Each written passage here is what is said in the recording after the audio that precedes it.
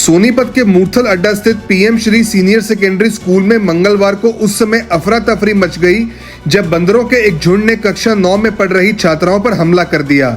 छात्राएं उस समय पढ़ाई में व्यस्त थी कि तभी अचानक बंदरों का झुंड कक्षा में घुस आया और हमला कर दिया। छात्राओं की चीख पुकार सुनकर शिक्षिका मौके पर पहुंची, लेकिन बंदरों ने उन पर भी हमला करने की कोशिश की, जिससे वह कक्षा में नहीं जा सकी। इसके बाद शिक्षिका किरण ने साहस दिखाते हुए किसी तरह बंदरों को भगाया और छात्राओं को सुरक्षित बाहर निकाला। इस हमले में 9 छात्राएं घायल हो गई। स्कूल प्रशासन ने सभी घायलों को तुरंत सरकारी अस्पताल पहुंचाया, जहां प्राथमिक उपचार के बाद उन्हें घर भेज दिया गया। घटना के बाद स्कूल प्रशासन ने पूरे स्कूल में छुट्टी घोषित कर दी और सभी अभिभावकों को फोन कर सूचना दी गई, जिसके बाद उन्होंने अपने बच्चों को स्कूल से ले लिया। यह कोई पहली घटना नहीं है। इससे पहले भी सोनीपत की कई कॉलोनियों और वार्डों में बंदरों द्वारा लोगों को काटे जाने की घटनाएं सामने आ चुकी हैं। अब स्कूल तक पहुंचने से स्थिति की गंभीरता और भी बढ़ गई है। बंदरों का बढ़ता आतंक बच्चों की सुरक्षा के लिए बड़ा खतरा बनता जा रहा है, जिससे अभिभावक और शिक्षक दोनों ही चिंतित हैं। अभिभावकों और स्कूल प्रशासन ने जिला प्रशासन और संबंधित विभागों से मांग की है कि बंदरों को जल्द से जल्द पकड़ा जाए, स्कूल परिसरों को सुरक्षित बनाया जाए और वन विभाग व नगर निगम मिलकर इस समस्या का स्थायी समाधान निकालें। यह मामला न सिर्फ बच्चों की शारीरिक सुरक्षा से जुड़ा है, बल्कि उनके मानसिक स्वास्थ्य पर भी गहरा असर डाल सकता है।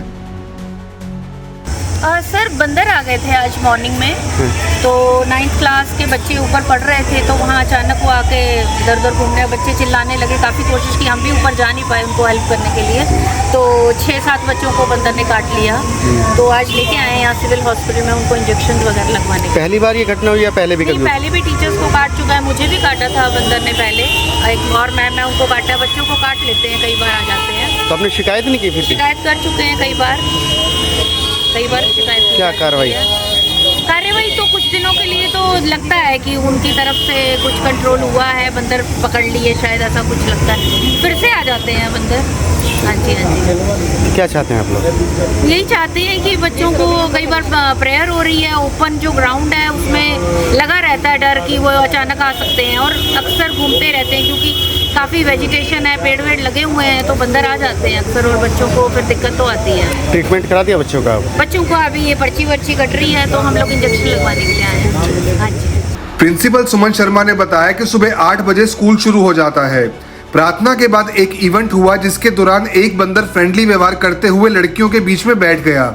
उसके बाद जब सभी छात्राएं अपनी कक्षाओं में चली गई, तो अचानक बंदरों के झुंड में से एक बंदर स्कूल परिसर में घुस आया और 5 बच्चियों पर हमला कर दिया।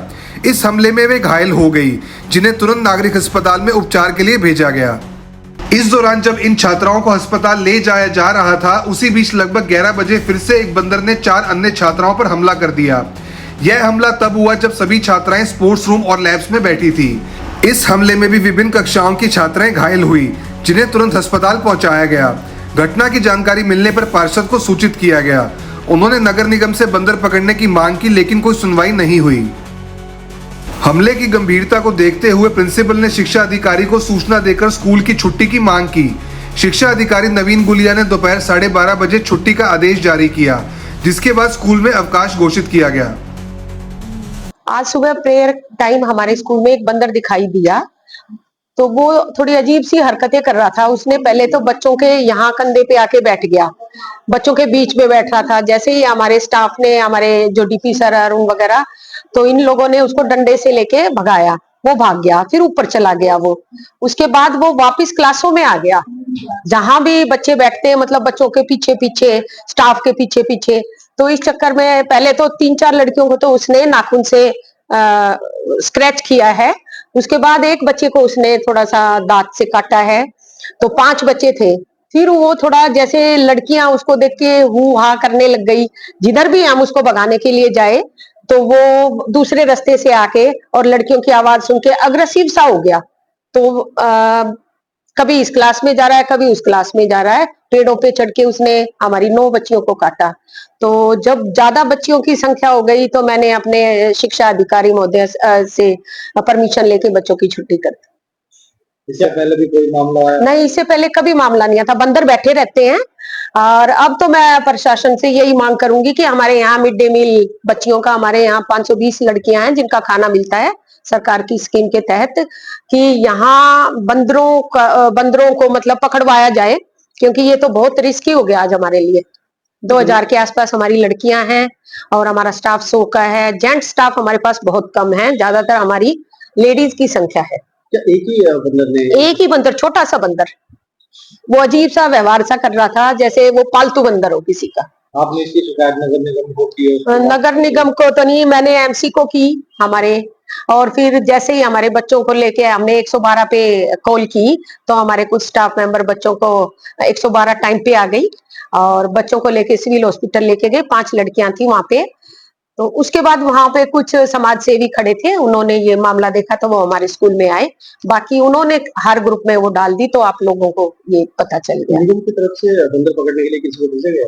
नहीं, अभी हमने निगम को फोन तो नहीं किया था, एमसी को किया है हमने फोन, उन्होंने किया है जो समाज सेवी हैं। और डीसी सर को हमने इन्फॉर्म कर दिया था, एक नंबर दिया गया था हमें, हमारे यहाँ एक रेड क्रॉस की टीम आई हुई थी, आप यहाँ कॉल करें, तो उनको तो हमने कॉल की है, तो उन्होंने कहा अभी भेजते हैं।